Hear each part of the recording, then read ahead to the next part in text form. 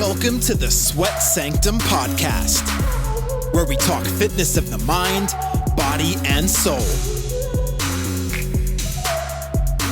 Now here's your host, Coach Tom.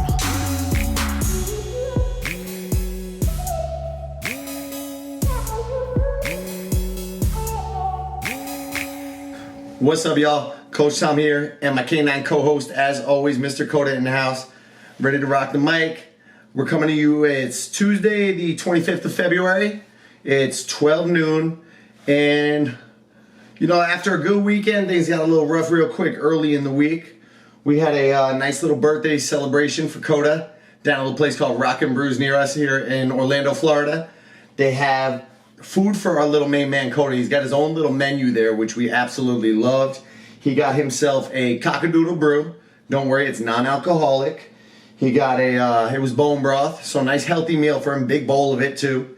And then we got him what's called an Addie's platter, which I did not know was a thing, but it's chicken, boiled chicken, some rice, sweet potatoes, and a little bit of veggies. So he's eating better than most of us out there on his birthday, and I think he had a really good time getting out, seeing some live music. And I know Mom and Dad, we really enjoyed a night out on Saturday.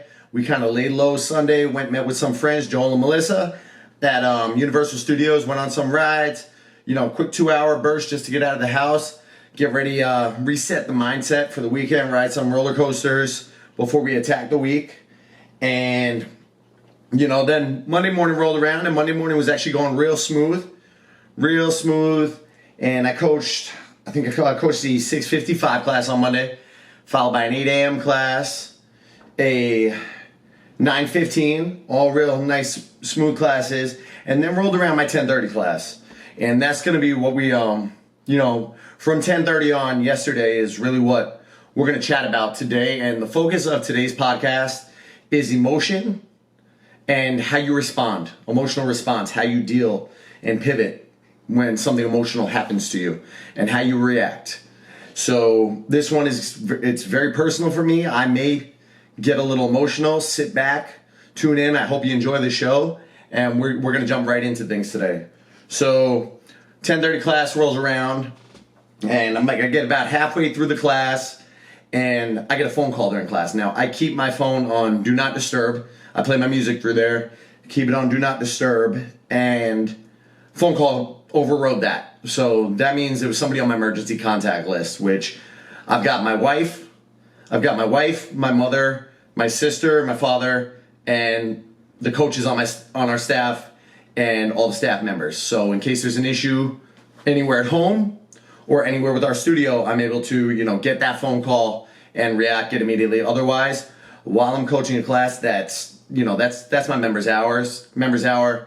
I don't want any other focus during that hour than my family right there. Then that crew of warriors that's going to work for me for that class. So my mom very rarely calls me. We usually text. She'll text me, ask me when I need something. So my music cut out, and I see her name on there, and I know that if she's calling me, especially she has access. She knows how to. She's an RSJ member. She knows how to check the app, see when I'm working, and she knows not to call. So it was a little kind of, my heart started. I knew something. I had a immediate gut feeling that something was awry, something was not right, and I got a little shaky. And life goes on.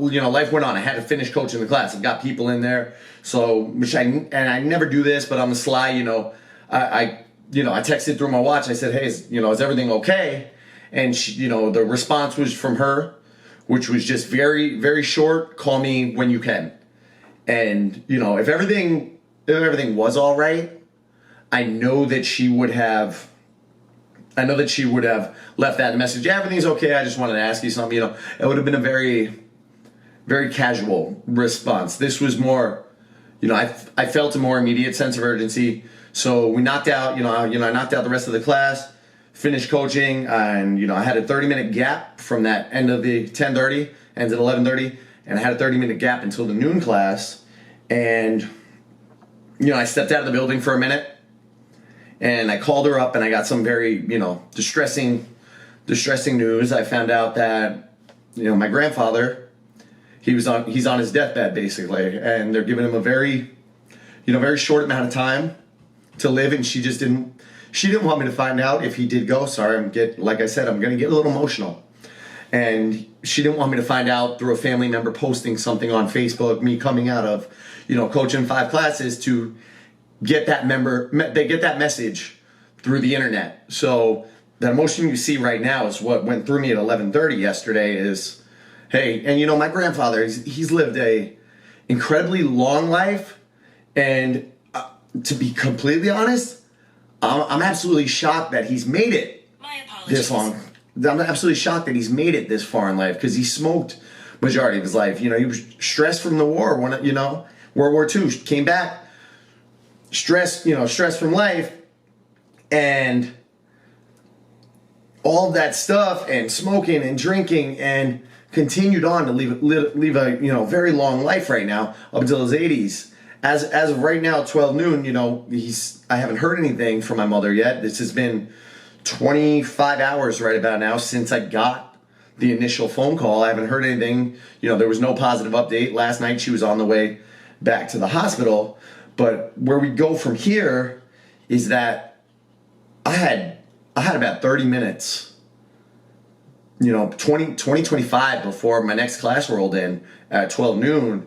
And that's what I want to talk about today. It's emotional response and how we react to emotion, and how we can use it as fuel or use it as fear. And I kind of went in the office. I vented to one of my counterpart at work, Maria. I vented to her a little bit. I told her what was going on. I'm like, I'm gonna buck up. I'm gonna knock out this noon class. I'm gonna take a few deep breaths.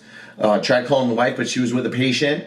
But I filled her into the situation, let her know what was going down, and I could have responded one of two ways. I could have coached the absolute worst class of my life, or I had I kept in my mind, look, Poppy that's what we call my grandfather, Tommy Riley, call him Poppy, and would he want me to give, these people that spend their time and their money to come see me and come be coached by me and look for, they look for performance, and they pay for high quality, and they deserve high quality. Would he want me to give them any less than my absolute best? And there was a quick answer to that, and that's absolutely not. I knew, in my heart, that what he would want was me to get out there and absolutely just, crush it and own the day and just rock it out. And I did. And I got out there, I don't think anybody in that 12 noon class, y'all can correct me if I'm wrong, I hope you're listening, I don't think anybody knew, but I was going through some mental, and I said, look, these people are here for me this hour. They paid for this hour. I need to shine. I need to, this might be the number one. I don't know what they're going through.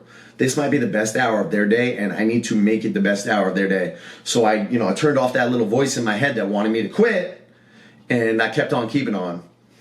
So leaving, I told my coworkers, I was like, I just got to get out. Normally on Mondays I'm in the office a little more. I spend a good amount of time on Mondays in the office, and I said, I just got to get out and clear my head. And everybody, yep, go home. The immediate response from everybody, coworkers, the wife, everybody's, go home and get some rest. Just clear your head. You deserve it. And that's not how I react. That's not my emotional response, is to go and sit at home and sulk and think about it, because at that point he is still keeping on, and I know like I said, I know he's up there, even though he's suffering right now. I know he wants me to give my absolute all, my absolute best at everything I do in life. So I went out and I did what I know best, and I went to the gym and I started training back, and I got really focused. And instead of using that emotion to feel sorry or sad or anything, I said, you need to absolutely rock right now.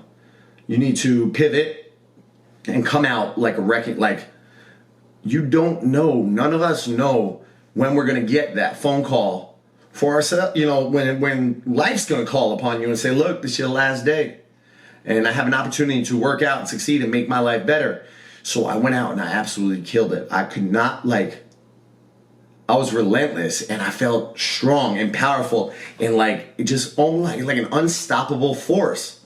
unstoppable force, and I just kept going. And I used that emotion and that stress that was in my mind.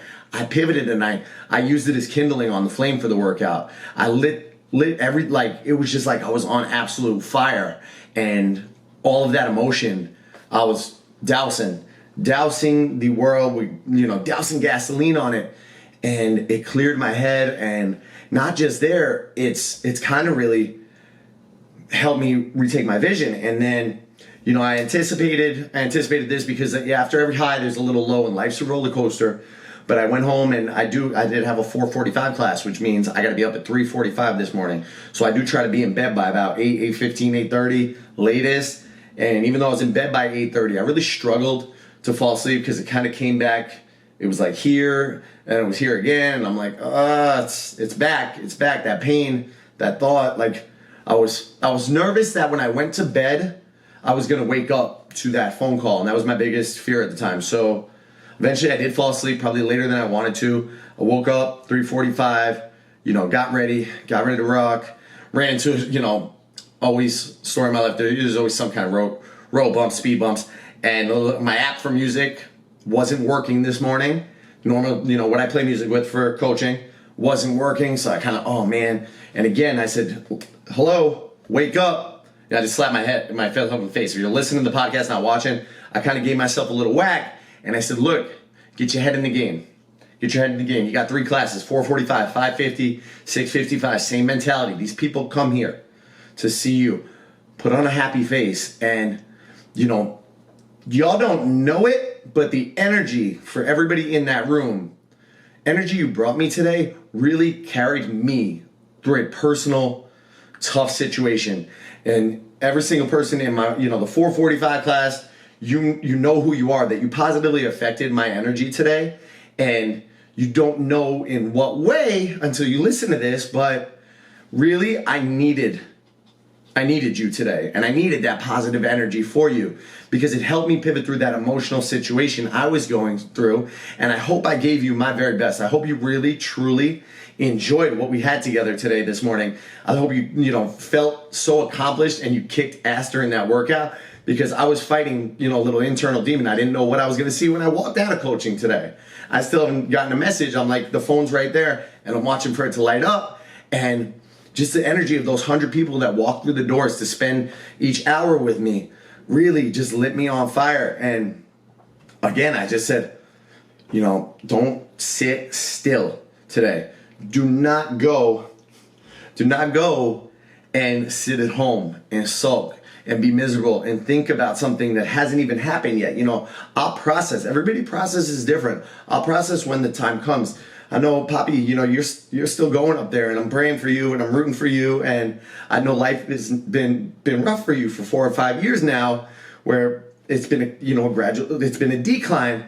But I know you also want me to live every moment as to the max and live every moment to the fullest. And to honor you in your life, that is how I'm going to do this, by taking my gifts and my talents. And I drove right down to, and I got 2 choices. I'm saving my running legs for tomorrow. We got a 12-minute distance benchmark. I wanted to rest on my legs today. And I got a gym to the left and a gym to the right when I pull out of the parking lot.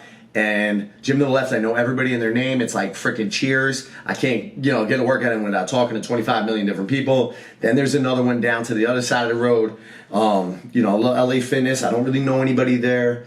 So I drove down there, and, I just went into Zen mode, and I used that fuel again. And I was just knocking out weights, and just intensity was there. And before I knew it, 2 hours went by. And again, I used the emotion that I was feeling as fuel. And that's my suggestion to you. You have 2 choices when anything, and I mean, we're all going to process death a little differently, and we're all going to process pain a little differently. But certain emotion, the way you choose to let it affect your life is going to be the difference maker in everything you do. Life is going to hand you a shit hand some days, and you're going to be upset. Now, you can take that upsetness and you can go light the world on friggin' fire, or you can sit at home and sulk and cry and that's not what I'm going to do. While I worked out, I listened to some motivational speeches, and I came up with 4 or 5 more ideas for podcasts, and I was taking notes, and I'm probably going to record another 3 or 4 episodes here today, because when my emotional state is on fire, then I'm on fire. Like, it's so crazy because now my father is a very non-emotional man. Very non-emotional man, don't cry, don't show emotion growing up, and, stop crying, man's man from the, that 60s, 70s, 80s type of era, and I'm not. I've always been an emotional human being, and I don't look at that as growing up to with a father like that, so much, I have so much respect for you, Dad, but growing up with a father like that, it was hard to show emotion, and now one of my biggest strengths is emotion, because I've learned not to hide from it, but to use it to my biggest advantage. Emotion has driven me through my greatest successes in life. When I got stressed out and wanted to friggin' kill myself and pull the trigger, working a 10-year job that I hated, my emotion said, dude, you're upset. Don't go do what you want to friggin' do. Get off your ass and go get that certification to train. Go start changing other people's lives. This is what you're good at. And emotion has carried me through all of the best decisions in my life. So learn how to harness your emotions. Learn how to get out there. Channel pain. If you can channel pain, dial it in. Man, anytime I got a lift I don't think I can accomplish, I think about, say we're on the bench press, I think about a car crushing one of my family members, maybe my nephews, and I'm lifting that car up off those boys. I'm doing a deadlift. I'm lifting the car up off to stop it. That's how I become an unstoppable force, and become just non-stop finding pain, channeling it. Don't hide from it. Embrace it and get out there and kick some ass. I'm gonna wrap it up there today. I thought it'd be a little worse right now, and I'm kind of glad I made it this far with y'all today. I'm gonna go out, walk Coda. I want to thank you for, I think we're 17 minutes in. Thank you for this time today. Thank you for your time each and every day. As always, leave some love on iTunes. Leave me a little review out there, preferably a 5-star review. If you do, you'll be entered into that raffle to win some sports nutrition collagen powder. I'll send it your way, no matter near or far, unless you're out of the country. I love you all our foreign listeners, but shipping costs for that bottle are going to get a little excessive. Leave a share. You got multiple ways to win. Share on Instagram, share on Facebook, review on iTunes. Any way that you can spread the love and I can see that love, I'm going to enter you into that raffle. We're closing it out this week, and I'm really just going to, leave you guys with one message today. Seize the day. You never know when it's going to be your last. Don't make any excuses. Get out there. It is, honor your family, honor your friends, honor yourselves, and get out there and attack. Kick ass today. I love you guys. Coda, say bye-bye. Bye-bye. Love you guys. Be good.